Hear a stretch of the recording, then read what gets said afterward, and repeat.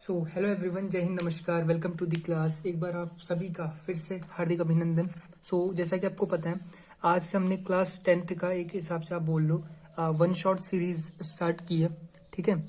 इसमें हम करेंगे क्या, जो भी आपकी क्लास 10th के जो चैप्टर्स है जितने भी, उनको हम वन शॉट में लेंगे। तो सबसे पहला चैप्टर है हमारा रियल नंबर्स, जिन्हें हम कहते हैं वास्तविक संख्या। ठीक है। आई थिंक कैमरा क्लियर नहीं आ रहा, जस्ट गिव मी सेकंड। हाँ, ओके, नाउ अभी क्लियर है। ओके, यहाँ पे आपको लैंग्वेज से रिलेटेड कोई भी दिक्कत नहीं होगी, चाहे आप इंग्लिश से हो चाहे आप हिंदी से हो। ठीक है। तो हिंदी वालों, आपका पहला चैप्टर वास्तविक संख्या है। ठीक है। और मैं कोशिश करूंगा कि आपको जितना जल्दी हो सके, यानी कि विद इन 1 आवर्स के अंदर आपका चैप्टर खत्म हो जाए वन शॉट में। और इसमें मैं आपको पूरे कॉन्सेप्ट बताऊंगा। ठीक है, मेन क्योंकि कॉन्सेप्ट पे ही हमारा मैथमेटिक्स टिका हुआ है। तो सबसे पहले भैया, रियल नंबर्स होते क्या है, सबसे पहले इसकी परिभाषा या फिर डेफिनेशन हम बोल दें। So real numbers are numbers that includes both rational and irrational number. So भैया, यहाँ से हमें पता चला कि जो हमारे रियल नंबर्स होते हैं वो इंक्लूड होते हैं किसमें, रेशनल और इरेशनल नंबर्स में। यानी कि अगर हमारा कोई रियल नंबर है तो वो दो कैटेगरी में डिवाइड होगा, एक रेशनल एंड एक इरेशनल नंबर में। ठीक है। एंड रियल नंबर की एक और डेफिनेशन आप बोल सकते हो कि the numbers which we can represent on number line, या फिर जिन्हें हम रिप्रेजेंट कर सकते हैं, वो हमारे क्या होते हैं, रियल नंबर्स। ठीक है। इतनी बात क्लियर है। ओके, अब यहाँ से सीधी सीधी, क्योंकि यहाँ से आपको कोई ये नहीं पूछेगा रियल नंबर्स क्या होते हैं एग्जाम में। ठीक है। मेन जो क्वेश्चन बनेगा वो यहाँ से बनेगा, रेशनल नंबर और इरेशनल नंबर से। देखो भाई, रेशनल नंबर आपने बचपन से पढ़ा हुआ है कि कोई ऐसा नंबर जिसे हम पी बाई क्यू की फॉर्म में लिख सकते हैं, और Q never is equal to zero. Q क्या होता है आपका, आपको बेसिक से बताते जाऊंगा। अगर किसी को ये लग रहा है कि भैया बहुत स्लो पढ़ा रहे, तो वो आपकी गलती है, क्योंकि मुझे पता है इस वीडियो को हर कोई देख सकता है, क्योंकि ये वीडियो अभी यूट्यूब पे जाएगी। मतलब जब मैं कोई यूट्यूब की वीडियो देखता हूँ और कोई टीचर यूं ऊपर ही ऊपर से पढ़ाते, फिर लगता है हाँ यार, कि जब इन्होंने वीडियो बनाया तो बेसिक से क्यों नहीं बनाया। ठीक है। तो वहीं से ये क्यू होता है आपका डिनोमिनेटर एंड पी होता है आपका न्यूमिनेटर। ठीक है, इतना क्लियर है। ओके, और एक कंडीशन है कि क्यू यानी कि डिनोमिनेटर आपको कभी भी जीरो नहीं होना चाहिए, न्यूमिनेटर जीरो हो सकता है। जैसे फॉर एग्जांपल आपके पास है 3/5, ये आपका रेशनल नंबर की कैटेगरी में आता है। 4/6 ये आपका एक रेशनल नंबर की कैटेगरी में आता है। 0/1 क्या होगा, ये भी आपका एक रेशनल नंबर होगा। क्यों? क्योंकि इसमें जो आपका पी है भैया, वो पी जीरो है, यानी कि क्यू जीरो नहीं है। अगर मैंने लिख दिया 2/0, ये क्या है, ये आपका रेशनल नंबर नहीं होगा। इतनी बात क्लियर है। ठीक है। दूसरी बात, इरेशनल नंबर में क्या होगा भैया, जैसे पी बाई क्यू की फॉर्म में लिखेंगे, लेकिन क्यू जीरो आ जाएगा। बस ठीक इसका उल्टा, यहाँ पे क्यू जीरो नहीं आना चाहिए, इरेशनल नंबर में क्यू जीरो आ जाएगा या तो। ठीक है। दूसरी, ये तो इंपॉर्टेंट थी, जो सबसे इंपॉर्टेंट चीज है इन दोनों के बीच, वो है आपका डेसिमल एक्सपेंशन का, या फिर इसे बोलते हैं, डेसिमल को क्या बोलते हैं, दशमलव प्रसार का, डेसिमल एक्सपेंशन। उसमें क्या होता है भैया, उसमें होता यह है कि जैसे आपका जो रेशनल नंबर है उसके दो ही चांसेस है, या तो वो टर्मिनेटिंग होगा। हिंदी वालों, टर्मिनेटिंग को बोलते हैं शांत। ठीक है, शांत इन द सेंस कि वो एक दशमलव के फिक्स पॉइंट के बाद कट जाएगा। ठीक है। या फिर नॉन टर्मिनेटिंग होगा, बट रिपीट हो जाएगा, रिपीटिंग बट वो रिपीट हो जाएगा। ये आपका एक रेशनल नंबर की पहचान है। ठीक है। पहली पहचान, पी बाई क्यू की फॉर्म में लिख सकते हैं, Q never is equal to zero. Irrational number को पी बाई क्यू की फॉर्म में लिख सकते हैं, बट यहाँ Q is equal to zero हो जाता है। दूसरी, वो जो सबसे इंपॉर्टेंट पहचान है डेसिमल एक्सपेंशन, यानी कि दशमलव प्रसार की, उसमें कि जो आपका रेशनल नंबर होता है वो टर्मिनेट हो जाता है, यानी कि एक नंबर बाद कट जाता है। एग्जाम्पल भी दूंगा, जस्ट गिव मी सेकंड। ठीक है। एंड जो आपका अगर टर्मिनेट नहीं हुआ, यानी कि अगर नॉन टर्मिनेट है, तो वो रिपीट करेगा बिल्कुल। ठीक है।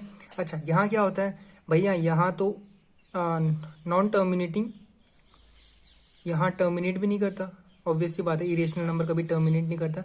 एंड नॉन रिपीटिंग, रिपीट भी नहीं करता, रिपीटिंग। ठीक है। रेशनल नंबर में क्या हो रहा था, रिपीट कर रहा था, लेकिन इरेशनल नंबर में रिपीट नहीं करेगा। ये था। अब चलते हैं इनके एग्जाम्पल्स की ओर। हाँ जी, तो देखिए रेशनल नंबर्स में अभी जो मैंने आपको बताया दशमलव प्रसार वाला, जैसे मैंने आपको लिखा 5/2 लिखा, करो जरा। दो से जैसे मैं 5 में भाग दूंगा, 2 दूनी कितना होता है 4, 1 बचेगा। अब यहाँ मैं पॉइंट लगाऊंगा, यहाँ 0 बढ़ जाएगा, तो ये हो जाएगा 2 5 जब 10, तो बस कट गया। यानी कि दशमलव के एक नंबर बाद ये कट गया, यानी कि ये जो 5/2 आपका रेशनल नंबर है, रेशनल नंबर है, ये क्या है, टर्मिनेटिंग है। इतनी बात क्लियर है, ठीक है। इरेशनल नंबर में क्या होता है, आपने इरेशनल की एग्जांपल पढ़े होंगे, पाई 11th में जाके आप ई पढ़ोगे। अच्छा, पाई को कहीं आप ये मत समझना भैया क्या 22/7 इरेशनल है, नहीं भैया 22/7 तो आपका रेशनल है। क्यों? क्योंकि कभी जरा 22 में 7 से भाग देख के देखना, ये 3 या 4 नंबर के बाद खुद को रिपीट करना शुरू कर देता है। और वो प्रॉपर्टी तो हमने कहाँ पढ़ी है, वो तो हमने भैया यहाँ पढ़ा है रेशनल नंबर में। तो ये बात है, जैसे रेशनल नंबर में मैंने लिखा आपको 10/3, तो 3 को दो जरा 10 को 3 से भाग दो, तो 3 3 जा 9, 1 पॉइंट लगा के 0, फिर 3 3 जा 9, फिर 1 0, 3 3 जा 9 1 0। अभी 3 3 ऐसे चलता जाएगा। तो ये भी आपका एक रेशनल नंबर है। क्यों? क्योंकि यहाँ पे 3 3 3 रिपीट कर रहे हैं। तो हमने क्या पढ़ा था कि रेशनल नंबर अगर टर्मिनेट नहीं होता तो रिपीट करता है, दैट्स ऑल। यही आपका पहला कॉन्सेप्ट था। इतनी बात आई होप आपको क्लियर हो गई होगी। ओके, सो अगर आपकी इतनी बात क्लियर हो गई होगी तो अब हम आगे बढ़े। बिल्कुल भैया बढ़िए। अब हम पढ़ेंगे यूक्लिड का डिवीजन लेमा। क्या पढ़ेंगे? यूक्लिड का डिवीजन लेमा। भैया यूक्लिड कोई भैया थे बाहर के, उन्होंने क्या कहा कि यूक्लिड डिवीजन लेमा या कोई इसको एल्गोरिदम, दोनों एक ही चीज है लगभग, ठीक है। तो उन्होंने कहा कि जैसे आप कोई भी एक नंबर ले लो, जैसे मैंने 7 को डिवाइड किया 3 से, ठीक है, तो 7 को करूंगा मैं 3 से डिवाइड, तो 3 2 जा कितना होता है 6, 1 हो गया, रिमाइंडर बच गया। अच्छा, इसे क्या बोलते हैं? इसे बोलते हैं डिवाइजर। क्या बोलते हैं? डिवाइजर, जिससे भाग देते हैं। इसको क्या बोलते हैं? जिसको भाग देते हैं ये होता है आपका डिविडेंड, डिविडेंड। इसको क्या बोलते हैं? कोशेंट। एंड इसको क्या बोलते हैं? रिमाइंडर। हिंदी वालों, इसको बोलते हैं आपका भाजक, इसको बोलते हैं भाज्य, इसको बोलते हैं भागफल, और इसको बोलते हैं शेषफल, ठीक है, शायद हाँ यही बोलते हैं, ठीक है। तो इन्होंने एक रिलेशन दिया। उन्होंने कहा कि भैया डिविडेंड को तो उन्होंने दिखाया ए से, डिवाइजर को दिखाया बी से, कोशेंट को दिखाया क्यू से, एंड रिमाइंडर को दिखाया आर से। ध्यान से देख लेना। और उसके बाद उन्होंने एक रिलेशन दिया। उन्होंने कहा कि जो आपका ए यानी कि डिविडेंड होगा वो आपका बी मल्टीप्लाई बाय क्यू, और उसमें रिमाइंडर को ऐड करके, बी बोले तो डिवाइजर और कोशेंट का मल्टीप्लाई करके उसमें रिमाइंडर जोड़ दो, वही आपका क्या हो जाएगा? डिविडेंड हो जाएगा। तो करे जरा इसको प्रूफ। अच्छा, यहाँ बी कितना है, यानी कि जिससे भाग दिया डिवाइजर, वो है आपका 3, मल्टीप्लाई बाय कोशेंट कितना है, कोशेंट है हमारा 2, और प्लस में रिमाइंडर कितना है, रिमाइंडर है हमारा 1। तो 3 2 जा कितना हो जाएगा? ये हो जाएगा आपका 6 + 1, ये हो जाएगा आपका 7। और रियल में वो नंबर भी कितना था जिसको हमने भाग दिया, डिविडेंड दिया, वो भी 7 था। हो गया प्रूफ। इसी को बोलते हैं शॉर्ट फॉर्म में यूक्लिड डिवीजन लेमा या एल्गोरिदम। बस ये हो गया। आई बात समझ में? ठीक बात। इसका यूज जो हम सबसे ज्यादा करते हैं वो करते हैं हम एलसीएम एचसीएफ निकालने में, ठीक है। अभी मैं आपको बताऊंगा, शायद मैंने आगे पेज नहीं बनाया, ठीक है। तो ध्यान से देखो, इसका यूज हम एलसीएम एचसीएफ के लिए कैसे करेंगे। जैसे मैंने आपसे कहा कि मुझे 54 और 9 का एलसीएम चाहिए। क्या चाहिए? नहीं 54 और 9 नहीं, 18 का, ठीक है। नहीं यार 18 भी नहीं, 24 का एचसीएफ चाहिए। एचसीएफ पता है ना, हाईएस्ट कॉमन फैक्टर। चलो अब जब यहाँ बात हुई है तो थोड़ा एलसीएम एचसीएफ के बारे में बता देते हैं। देखो भाई, एलसीएम और एचसीएफ में कुछ डिफरेंस देखते हैं। एलसीएम का मतलब होता है लोएस्ट कॉमन मल्टीपल, एचसीएफ का मतलब होता है हाईएस्ट कॉमन फैक्टर। एलसीएम बोले तो लघुत्तम समापवर्तक हिंदी में, और एचसीएफ बोले तो महत्तम समापवर्तक। देखो एलसीएम क्या होता है, जैसे मैं कोई भी दो नंबर ले रहा हूँ, इन्हीं को एग्जाम्पल लूँ, 54 और 24, 54 एंड 24, मुझे इनका एचसीएफ भी चाहिए और एलसीएम भी चाहिए, एचसीएफ एंड एलसीएम भी चाहिए। क्या होगा? तो एचसीएफ निकालने के लिए ध्यान से देखो, एचसीएफ वो बड़े से बड़ा नंबर होता है जो कि इन दोनों नंबर को डिवाइड कर दे। ध्यान से गौर से सुनना मेरे वर्ड्स को, मैं क्या बोल रहा हूँ। एचसीएफ वो बड़े से बड़ा नंबर होता है जो कि गिवन नंबर को डिवाइड कर दे। और एलसीएम क्या होता है? एलसीएम वो छोटे से छोटा नंबर होता है जो कि गिवन नंबर से डिवाइड हो जाए। एचसीएफ इनको डिवाइड करता है, एलसीएम इनसे डिवाइड होता है। इतनी बात आई समझ में? अब देखो कैसे करते हैं। तो एचसीएफ मेनली जो आपका यूक्लिड डिवीजन लेमा का यूज होता है वो एचसीएफ निकालने के लिए होता है, एलसीएम के लिए नहीं होता। तो हम एचसीएफ कैसे निकालेंगे? फॉर एग्जांपल, आपको बड़े नंबर में देना है छोटे नंबर का भाग, यानी कि 24 में देना है, सॉरी 54 में देना है 24 का भाग, ठीक है। कितनी बार जाएगा? Just give me a second. 24 दो बार जाएगा। 24 दूनी कितना होता है? 48। कितना बचा? यहाँ से इधर ले लो, 14 में से 8 जाएगा 6 बचा। फिर इस 6 को अब आप 6 में किसका भाग दोगे या फिर 6 से किसको भाग करोगे? ये, 24, 24 को करो 6 से भागा तो कितनी बार जाएगा, 6 चको 24, जीरो आ गया रिमाइंडर। जैसे रिमाइंडर जीरो आता है, इस लास्ट वाली स्टेप का, इस आखिरी वाले पद का डिवाइजर यानी कि भाजक बता दो। 6 है तो यही 6 इनका क्या होगा, एचसीएफ। यानी कि मैं ये बोल सकता हूँ कि जो आपका 6 है वो बड़े से बड़ा नंबर है जो कि इन दोनों को डिवाइड कर दे, और कोई बड़ा नंबर हो ही नहीं सकता। आप बोलो भैया 12, लो 12 मान लिया, 12 24 को करता है, बिल्कुल करता है 2 बार, लेकिन 12 फिर 54 को नहीं करता है ना, ये बात है। आई बात समझ में? तो ये आपका सिंपल डिफरेंस था। अच्छा, अगर मैं एलसीएम की बात करूँ तो एलसीएम तो हमें बचपन से मैम ने सिखाया है, कैसे करते हैं भाई, 54 24 यूं 2 और 2 से कितनी बार जाएगा, 2 दूने 4, 2 से 14, 12 बार, फिर 2 से 6 बार, 27 में जाएगा नहीं, फिर 2 से 3 बार, ठीक है 27 को ऐसे ही लिख दो, फिर 3 से 1 बार 9 बार, और फिर ये ऐसा चलता जाएगा। एंड फिर 3 से तिया 1, 3 एकम 1, जब तक नीचे 1 1 न बन जाए हम तब तक करते रहते हैं डिवाइड, ठीक है। तो अब यहाँ देख लो, 3 तिया 9, तिया 27, तो ये हो जाएगा 27 गुणे 2 दूने 4 दूने 8, तो 27 गुणे 8 कर लेना भाई, जितना भी आएगा। 8 7 56, 5 8 दूने 16 और 5 21, 216। तो एलसीएम आ गया 216, यानी कि 216 वो छोटे से छोटा नंबर है जो कि इन दोनों से डिवाइड हो जाता है। 6 वो बड़े से बड़ा नंबर है जो कि इन दोनों को डिवाइड कर देता है। आई होप आपको यहाँ तक कोई भी दिक्कत नहीं आनी चाहिए, क्योंकि अब क्वेश्चन इसके बाद हम ऐसे ऐसे उड़ाएंगे यूं।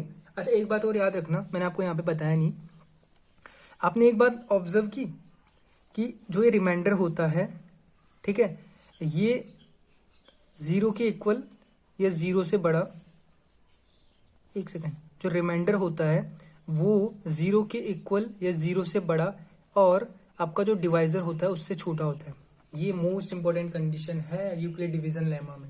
ध्यान से देखो, अभी आपको एक दो एग्जांपल और बताता हूँ। फॉर एग्जांपल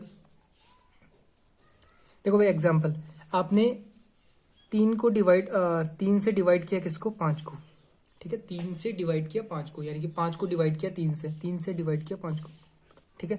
तो 5 को जैसे आप 3 से डिवाइड करोगे, 3 एकम 3, 2, रिमाइंडर कितना आया, 2 आया, ठीक है। आपने 6 को डिवाइड किया 3 से, 3 दूने 6, रिमाइंडर कितना आया, 0। आपने 4 को डिवाइड किया 3 से, 3 एकम 3, रिमाइंडर कितना आया, 1। क्या इससे ज़्यादा कोई पॉसिबिलिटी बन सकती है यहाँ? बिल्कुल नहीं बन सकती। तो इससे हमें पता क्या चला कि जो रिमाइंडर होता है वो हमेशा या तो 0 के बराबर हो जाएगा या 0 से बड़ा, और डिवाइजर से हमेशा छोटा होता है। डिवाइजर के बराबर कभी नहीं होगा, ये बात याद रखना, ठीक है। आई बात समझ में? अच्छा, अगर मैं इसी के बेसिस पर आपको कुछ क्वेश्चन दूं, मैं कहूँ कि मेरा जो डिवाइजर है यानी कि बी, वो तो है मेरा 6, तो रिमाइंडर बताओ क्या क्या हो सकता है। अब बोलोगे भैया ये भी कोई बताने वाली चीज़ है, डिवाइजर अगर 6 है तो रिमाइंडर 0 1 2 3 4 एंड 5 तक हो सकता है। अभी तो आपने बताया कि जो रिमाइंडर होता है वो 0 के इक्वल या उससे बड़ा, और बी यानी कि डिवाइजर से छोटा होता है। सिंपल था। मैंने कहा अच्छा भाई इसका बताओ जरा, अगर मेरा डिवाइजर बी 4 है, आप बोलोगे भैया ये भी कोई बात है, 0 1 2 एंड 3, बस ये आ जाएंगे रिमाइंडर। बस इतना ही है, और आपका जो पहले के 2 एक्सरसाइज है वो आपके लगभग अप्रोक्सीमेट कंप्लीट हो जाएंगे। ठीक, आई बात समझ में? ओके, ठीक बात। चलो अब नेक्स्ट क्वेश्चन। अब देखो आपका एक्सरसाइज 1.1, मतलब इसी के जैसे है क्वेश्चन, तो मुझे एग्जैक्ट याद नहीं क्योंकि वो इसी फोन में जहां से मैं वीडियो बना रहा हूँ, एंड दूसरा फोन आपके भाई के पास है नहीं, ठीक है। तो आपको पहला क्वेश्चन कुछ ऐसे ऐसे था कि use of Euclid division lemma या एल्गोरिदम, आपको आई थिंक कितना था, 125 और 235 का एचसीएफ निकालना था। क्या निकालना था? एचसीएफ।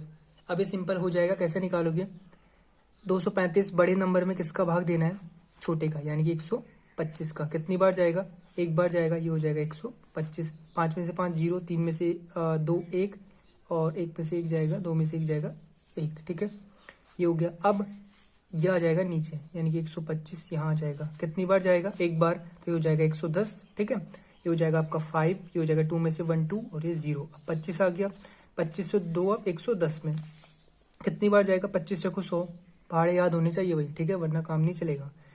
1 में से 0 1, ये 0 हो जाएगा। 10 10 से 25 में कितनी बार जाएगा, 10 2 जा 25 भैया की मैथ देखो है, 10 2 जा 25, 10 2 जा 20, ठीक है, 5 हो जाती है यार कभी कभी, ठीक है, 5 2 जा 10। बस, तो रिमाइंडर जैसे 0 आए, इस लास्ट वाली स्टेप का डिवाइजर यानी कि भाजक उठाओ। भाजक क्या है, ये आ गया आपका 5। तो इन दोनों का जो एचसीएफ आएगा वो 5 आएगा।